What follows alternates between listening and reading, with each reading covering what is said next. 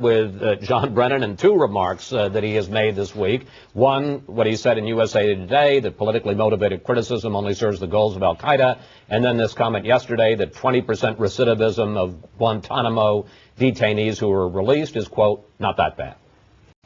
Well, you could see that I don't think General Jones really wanted to defend that proposition, and you know, it's unfortunate that someone at the National Security Council is sounding as political as people in the political wing of the White House, and then in trying to defend their policies, and they've made mistakes, and they should just say, you know, maybe we didn't treat Abdul Muttalib properly, but we're rethinking everything, which is what they're doing anyway, and we're committed to defending the country. He's got to make these silly arguments to try to defend their determination to close Guantanamo and to release people, and then he talks himself into a ridiculous position. It's an indefensible statement, 20% recidivism for terrorists, and I really wonder if Brennan can survive. Well, you know, I think those statements were obviously problematic. I'm not certain that the White House is trying to say they're rethinking everything.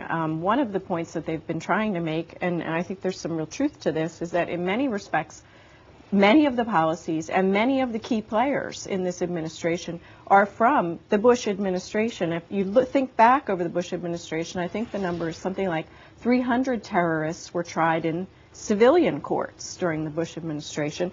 Most of those people are serving an average of 16-year sentences. I believe it was only 3 terrorists actually went through any sort of military court tribunal, and 2 of them are walking free right now. And you have many of the same key players that are still involved in a lot of the decision making. That's a topic that neither the Bush folks nor the Obama folks are eager to really discuss at length, but it is the truth of the matter. Liz? Well, I think actually it's really a diversion. You know, what you have is a situation where unquestionably we did go through a period in this nation's history where we dealt with terrorism as a law enforcement matter. And as Attorney General Mukasey has pointed out recently, when we prosecuted and successfully convicted people after the '93 World Trade Center bombing, after the East African bombing, what it got us was 9/11 and 3,000 dead Americans. So, you know, the notion that, well, the Bush administration did this, I find it perplexing as a political argument to get that from this administration. I think they're confusing the facts and the law with respect to many of those terrorists.